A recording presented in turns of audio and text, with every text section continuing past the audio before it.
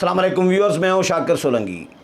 Viewers, Azad Kashmir में PTI तो जीत गई है, लेकिन पीपल्स पार्टी ने बड़ा ज़बरदस्त कमबैक किया है। पीपल्स पार्टी की तवक्को नहीं थी पीपल्स पार्टी को कि वो 11-12 नशस्तें लेगी, और मुस्लिम लीग नून को यह तवक्को नहीं थी कि वो 6 नशस्तों पर 2/3 मेजॉरिटी वाली तकरीबन जमात वो 6 नशस्तों पर आकर सुकड़ के खड़ी हो जाएगी।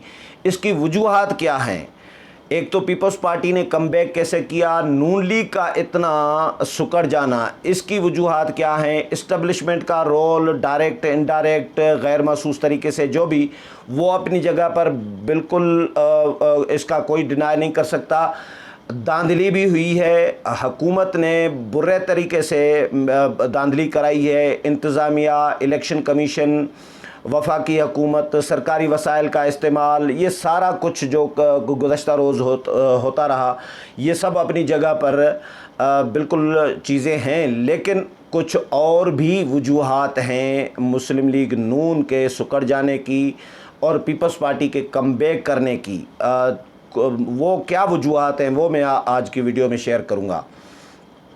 व्यूअर्स, एक तो बयानिए का इशू, वो बहुत बड़ा इम्पॉर्टेंट समझा जा रहा है कि जो इस्टेब्लिशमेंट के ख़िलाफ़ बयानिया जो सेट किया था मियां नवाज़ शरीफ ने पीडीएम के अंदर, वो बयानिया ज़ाहिर है मुस्लिम लीग नून उस बयानिए के से थोड़ा सा पीछे हटी है या खामोश हो गई है कुछ अरसे के लिए। वक्ती तौर पर मसलियत होगी नून लीग की। शहबाज शरीफ ने मिन्नत समाजत करके पाँव पकड़ के मियाँ साहब को खामोश तो कराया है कुछ अरसे के लिए, लेकिन मियाँ साहब विड्रा नहीं हुए अपने बयानिए से, वो दस्तबरदार नहीं हुए। मरीम नवाज़ दस्तबरदार नहीं हुई। शहबाज शरीफ की मफाहमत का भी मामला आगे नहीं चलने दिया। शहबाज शरीफ ने एक जलसा नहीं किया, सारी कैंपेन मरीम नवाज़ के हवाले की गई।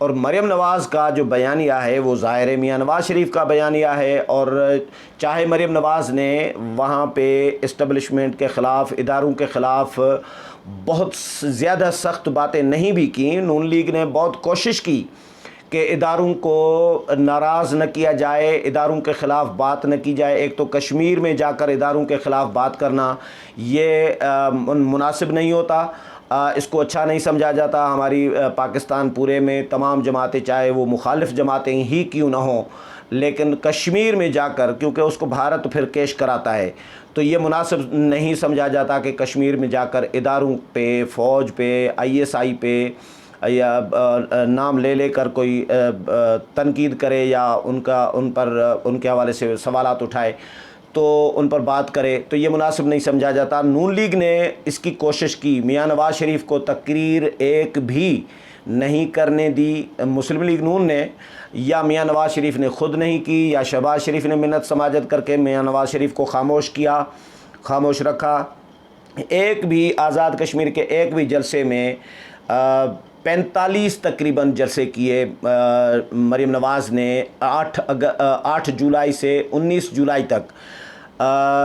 छोटे बड़े सारे जो कार्नर मीटिंग्स, गैदरिंग्स, इस्तकबालिए जितने भी हैं, तकरीबन 45 खिताबात, 45 मकामात पर ख़िताब किया है मरीम नवाज़ ने।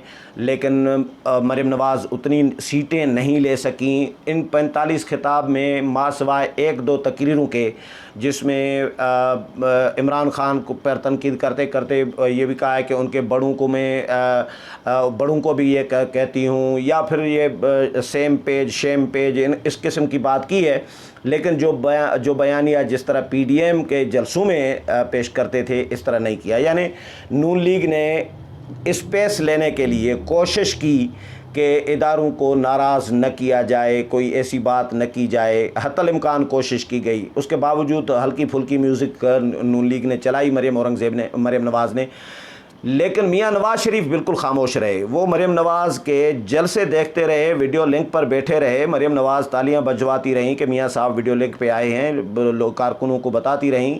मियां साहब हेलो हाय हाथ हिला के करते रहे कारकुनों को। 1-2 जलसों में इस तरह हुआ, लेकिन तकरीर मियां साहब ने नहीं की। तो इसका मतलब है मियां साहब ने भी कोशिश की कि कोई ऐसी बात न हो कि इदारे फिर नाराज़ हो जाएं, क्योंकि शहबाज शरीफ ने जो मिन्नत समाजत जो पाँव पकड़े थे उस पर मियाँ साहब ने अमल दरामद करने की कोशिश भरपूर की, लेकिन उसका भी मियाँ साहब को, मरीम नवाज़ को, मुस्लिम लीग नून को कोई फ़ायदा नहीं हुआ। नून लीग 6 नशस्तों पर आकर खड़ी हो गई। राजा फारूक हैदर के लिए भी कहा जा रहा है कि वो भी हार चुके थे जी, लेकिन उसका भी बस ऐसे ही मतलब पीपल्स पार्टी के उम्मीदवार उनके मुकाबले में जीते थे, ये लोग कह रहे हैं। लेकिन बाद में राजा फारूक हैदर को बस जितवा दिया गया। जिस तरह होता है पाकिस्तान में इलेक्शन, जिसको हराना होता है हरवा दिया जाता है, जिसको जितवाना होता है जितवा दिया जाता है। तो इस्टेब्लिशमेंट का रोल तो रहा है, लेकिन नून लीग अब अपने बयानिए में न इधर हो रही थी न उधर हो रही थी, न क्लियर हो रही थी न दस्तबरदार हो रही थी मज़ाहमती बयानिए से, इस्टेब्लिशमेंट के ख़िलाफ़ सख्त बयानिए से, और न ही मफाहमत का क्लियर रास्ता, न मज़ाहमत का क्लियर रास्ता न मफाहमत का। मज़ाहमत भी दबी दबी खामोश किस्म की, और इस तरह मतलब जो कंफ्यूज मज़ाहमत जिसको कहें, और मफाहमत भी कंफ्यूज, जिसकी वजह से मुस्लिम लीग नून को इसका भी नुकसान हुआ। और इदारों के ख़िलाफ़ बहुत ज़्यादा सख्त बातें न करने के बावजूद नून लीग को ज़्यादा फ़ायदा नहीं हुआ, एक बात। दूसरी बात ये कि बिलावल भुट्टो ज़रदारी फ़ायदे में क्यों रहे, कमबैक कैसे हुआ पीपल्स पार्टी का। आज़ाद कश्मीर में 11 नशस्तें पीपल्स पार्टी ने, तकरीबन पिछली असम्बली से 3-4 नशस्तें ज़्यादा, 11-12 नशस्तें अगर हो गई हैं तो 3-4 नशस्तें ज़्यादा पीपल्स पार्टी ने ली हैं। बिलावल भुट्टो ज़रदारी के लिए कहा जा रहा है कि अमेरिका अगर वो न जाते और कैंपेन भरपूर चलाते, बिलावल ने तकरीबन 1 दर्जन जलसे किए और 1 दर्जन नशस्तें ले गए। मरीम नवाज़ ने 45 जलसे किए, 45 तकरीबें और इवेंट्स किए, लेकिन मरीम नवाज़ 45 नशस्तें तो क्या 6 नशस्तें ले सकी हैं। तो एक तो बिलावल के लिए कहा जा रहा है कि बिलावल ने कैंपेन जो चलाई उसमें एक तो इदारों के ख़िलाफ़ कोई इस तरह कोई सख्त बात नहीं की, सख्त ज़ुबान इस्तेमाल नहीं की, जितनी थोड़ी बहुत मरीम नवाज़ ने की इतनी भी बिलावल ने नहीं की। तो बिलावल इस वजह से भी फ़ायदे में रहे। कुछ लोग तो कह रहे हैं कि अमेरिका गए थे तो वहाँ से मामला, मेरा नहीं ख्याल कि ऐसा होगा कि अमेरिका से कोई सीटें लेने गए थे, लेकिन बिलावल भुट्टो ये सीरियस है कि अगर बिलावल भरपूर कैंपेन चलाते यहाँ पे, अमेरिका न जाते, ये जो गैप पड़ गया इसका बिलावल को ज़्यादा फ़ायदा होता। 2-4 सीटें और भी बिलावल भुट्टो ज़रदारी ले सकते थे अगर अमेरिका जाने की बजाय यहाँ पे कैंपेन चलाते तो। और एक तो ये नुकसान हुआ पीपल्स पार्टी का, और फ़ायदा पीपल्स पार्टी का ये हुआ है कि भाई पीपल्स पार्टी ने इस्टेब्लिशमेंट के ख़िलाफ़, इदारों के ख़िलाफ़ कोई तकरीर, कोई लफ्ज़ी हमले जो है कश्मीर में, आज़ाद कश्मीर में नहीं किए।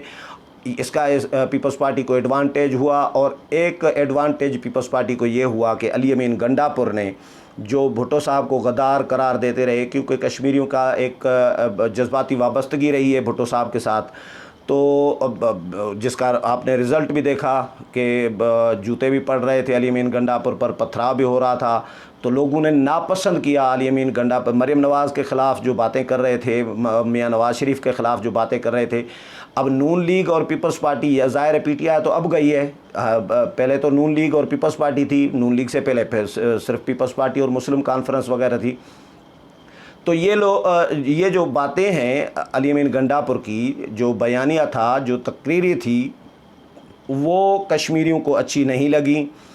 ये गालम गलोच, अमन अमान ख़राब करना, गद्दारी के और एक अब्यूज़ लैंग्वेज जो है, ये कश्मीरियों को अच्छी नहीं लगी। शायद उसका भी पीपल्स पार्टी को फ़ायदा हुआ, और पीटीआई को जो 1-2 सीट इजाफी जो मिल सकती थी, जिन्होंने दिलवानी थी, वो उनको शायद नुकसान हुआ है और पीपल्स पार्टी को उसका फ़ायदा हुआ है। तो पीपल्स पार्टी का कमबैक जो है, एक तो इस्टेब्लिशमेंट के ख़िलाफ़ सख्त तकारीर न करने की वजह से, और दूसरा जो अली अमीन गंडापुर की तकारीर थी पीपल्स पार्टी और भुट्टो साहब के ख़िलाफ़ जो लैंग्वेज थी, वो भी लोगों को पसंद नहीं आई। तो पीपल्स पार्टी ने अपना, और जो कश्मीर की क़यादत है पीपल्स पार्टी की, लतीफ़ अकबर और जो एक और भी हैं फैसल जो हैं, अब इनका जो है इनकी बड़ी मेहनत बताई जा रही है कि इन्होंने बड़ी मेहनत की है, पार्टी को अब उठाने की कोशिश की है, पार्टी को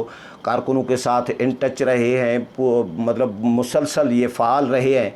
तो इनका भी बड़ा रोल डिस्कस किया जा रहा है कि इन्होंने बड़ी मेहनत की है, जिसकी वजह से ये वजूहात हैं जो पार्टी उठी है और कमबैक हुई है पीपल्स पार्टी और सबसे बड़ी अपोजिशन की जमात के तौर पर सामने आई है कश्मीर में। मुस्लिम लीग नून का ये नुकसान हुआ कि एक तो इस्टबलिशमेंट ने हरवाना ही था नून लीग को, जो बयानिया सेट किया था मियां नवाज़ शरीफ ने, मरीम नवाज़ ने। अब मरीम नवाज़ को अगर लोग कहते हैं कि मरीम नवाज़ को न भेजते, शहबाज शरीफ या कोई और कैंपेन चलाते तो उसका ज़्यादा फ़ायदा होता, लेकिन मैं इस पे सोच रहा हूँ कि बड़े बड़े जलसे तो मरीम नवाज़ के हो रहे थे। अगर लोगों ने वोट न देना होता तो मरीम नवाज़ के जलसे में क्यों आते भाई? इतने बड़े जलसे कैसे हो रहे थे? जलसे बड़े हो रहे हैं लेकिन वोट नहीं पड़े, ये हैरत की बात ज़रूर है। ये कोई काजी हुसैन अहमद वाला सीन तो थोड़ी है कि मिलियन मार्च काजी साहब करते थे, वोट नहीं पड़ते। तो मुस्लिम लीग नून को वोट भी पड़ते हैं भाई। पिछली 5 साल हुकूमत की है कश्मीर में।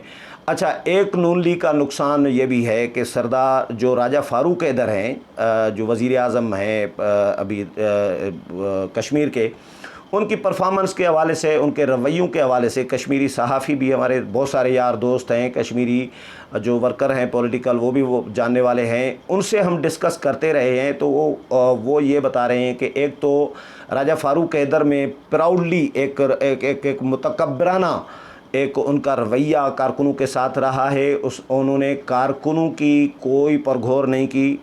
नून लीग वैसे भी कारकुनों को पूछती भी नहीं है भाई। कारकुन ये नवाज़ शरीफ के जो जियाले हैं, जो नवाज़ शरीफ के नारे लगा रहे होते हैं, ये हुकूमत में आने के बाद नवाज़ शरीफ अपने एमएनए से, अपने वुज़रा से नहीं मिलते। मियाँ साहब, मुझे पता है, मैं मियाँ साहब के हुकूमतों को कवर करता रहा हूँ, अपोजिशन में भी हुकूमत में भी। तो वर्करों को तो बिल्कुल नहीं पूछती नून लीग।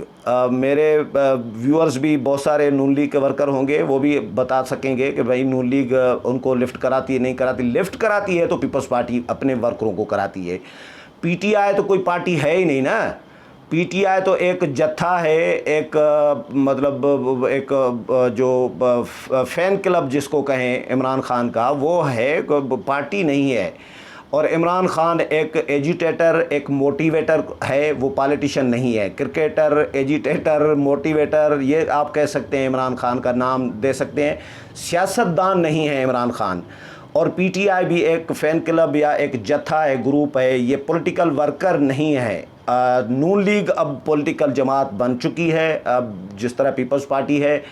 तो अब लेकिन नून लीग को अब कारकुनों को पूछना पड़ेगा भाई। तो राजा फ़ारूक हैदर के लिए कहा जाता है कि वो कारकुनों को पूछते ही नहीं थे, अपने और अपनी फैमिली के लिए उन्होंने जो कुछ किया, बाकी कारकुनों को बिल्कुल नहीं पूछा। काम शाम भी इतने कोई नहीं कराए। मतलब परफॉर्मेंस पे उनकी सवालात उठाए जा रहे हैं। बहुत सारे वुज़रा भी हमारे वाक़िफ़ थे, जानने वाले थे कुछ कश्मीर में मुस्लिम लीग नून के, उनकी परफॉर्मेंस भी हम देख रहे होते हैं। तो वो भी ज़ाहिर है, पता चल जाता है कि नून लीग का एक तो राजा फ़ारूक हैदर का अपना रवैया और उनका बयानिया भी थोड़ा ज़रा सख्त था बाकी कश्मीरी क़यादत की बनिस्बत। राजा फ़ारूक हैदर का इस्टबलिशमेंट के हवाले से, इदारों के हवाले से ज़रा सख्त मौक़िफ़ रहा है। तो ये चीज़ें हैं जिसकी वजह से मुस्लिम लीग नून ने नुकसान किया अपना। एक और बड़ी वजह जो मैंने ऑब्ज़र्व की है, अपोजिशन जमातें एक दूसरे के ख़िलाफ़, न सिर्फ पीटीआई के ख़िलाफ़ बल्कि एक दूसरे के ख़िलाफ़ भी जो बयानिया वहाँ पर तकरीरों में पेश करती रहीं। बिलावल भुट्टो ज़रदारी मुस्लिम लीग नून पर हमले करते रहे, फिर मुस्लिम लीग नून को जवाब भी देना पड़ रहा था। तो ये एक दूसरे के ख़िलाफ़ भी इन्होंने जो तकारीर की, इल्ज़ामात लगाए, तो इसका भी नुकसान हुआ। और अलग अलग इलेक्शन लड़ने का, ये अगर मुत्तहद होकर अगर पीटीआई को शिकस्त देनी है, मेरा ख़्याल है कि अगर पीपल्स पार्टी और नून लीग इत्तेहाद कर लेते, वक्ती तौर पर ही, सियासत में कोई ज़ाती दुश्मनी तो होती नहीं है, इख्तलाफात होते हैं, आज इकट्ठे हैं कल जो अलग हो जाएंगे, आज अलग हैं कल इकट्ठे हो जाएंगे, मतलब ये सियासत में चलता है, हर फी आखिर कुछ नहीं होता। तो नून लीग और पीपल्स पार्टी अगर इलेक्शन इत्तेहाद कर लेते कश्मीर इंतखाबात के लिए, सिर्फ सेनेट इंतखाबात भी तो पीडीएम के प्लेटफार्म से इकट्ठे लड़े थे ना, तो ये भी लड़ सकते थे। तो ये अगर दोनों 45 हलकों में से आधे पे नून लीग, जहाँ पे नून लीग की अक्सरियत है, जहाँ पे नून लीग का मजबूत कैंडिडेट हो, वहाँ पे नून लीग को पीपल्स पार्टी सपोर्ट करती, अपना उम्मीदवार न खड़ा करती।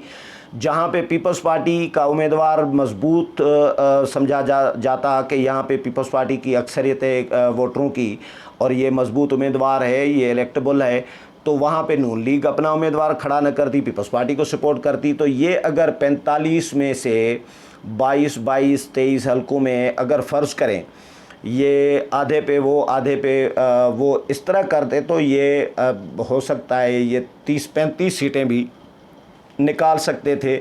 इस तरह करके कम से कम 30 तो निकाल सकते थे। अभी भी 11-12 पीपल्स पार्टी ने ली हैं, 16-17 तो हो गई ना, 6 नून लीग ने ली है, तो ये 18 सीटें तकरीबन हो जाती हैं, तो अभी भी ली हैं। तो ये 27, 28 या 30 तक अगर पीपल्स पार्टी और नून लीग अगर नशस्तें ले आती तो ये मिलकर हुकूमत बना सकती थी, पीटीआई को बुरी तरह शिकस्त दे सकती थी, बहुत बुरी शिकस्त भी दे सकती थी। लेकिन इस्टेब्लिशमेंट का तो रोल अपनी जगह पर होता है, लेकिन इन्होंने अपनी हिकमत अमली में नुकसान किया।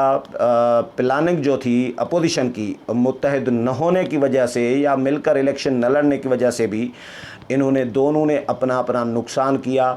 अगर दोनों मिलकर इलेक्शन लड़ते, ये अपना ख्याल है, तज्जिया है, तो ये पीपल्स पार्टी को 11-12 नशस्तें नहीं बल्कि ज़्यादा नशस्तें आ सकती थी। नून लीग को 6 नशस्तें नहीं, ज़्यादा नशस्तें नून लीग निकाल सकती थी। ये भी इन्होंने नुकसान किया। तो ये इन्होंने सिर्फ इस्टेब्लिशमेंट ने इनको हरवाने की कोशिश नहीं की, सिर्फ हुकूमत ने धांधली करके इनको हरवाने की कोशिश नहीं की, बल्कि इनकी अपनी गलतियाँ, अपनी कमज़ोरियाँ, कोताहियाँ और जो हिकमत अमली जो है या जो कोऑर्डिनेशन का फुकदान या एक दूसरे के ख़िलाफ़ बयानिया नैरेटिव वहाँ पे पेश करना, जलसों में बयानबाजी करना, अब ये सारी चीज़ें जो हैं इसकी वजह से भी यानी अपोजिशन तकसीम हो गई तो ज़ाहिर है हुकूमत मजबूत हो गई। तो अब इसके पीछे क्या कुव्वत थी, कौन सी कुव्वत थी, क्यों इनको मुत्तहिद होने नहीं दिया गया? क्या पीपल्स पार्टी नहीं चाहती थी कि नून लीग के साथ इत्तेहाद करें? क्या पीपल्स पार्टी इनडायरेक्ट इमरान खान को सपोर्ट कर रही थी इस्टेब्लिशमेंट के कहने पे? बहुत सारे सवालात हो सकते हैं, उठ सकते हैं, लेकिन इन्होंने अपनी अपनी गलतियों से भी नुकसान किया है। सिर्फ इस्टेब्लिशमेंट सिर्फ एक वजह नहीं है कि इस्टेब्लिशमेंट ने हरवा दिया या हुकूमत ने धांधली की। बहुत सारी वजूहात हैं, उनमें इनकी अपनी गलतियाँ, कमज़ोरियाँ, कोताहियाँ भी शामिल हैं। उम्मीद है प्रोग्राम पसंद आया होगा। अगले प्रोग्राम में फिर मुलाकात होगी, तब तक इजाज़त चाहता हूँ। अल्लाह हाफ़िज़।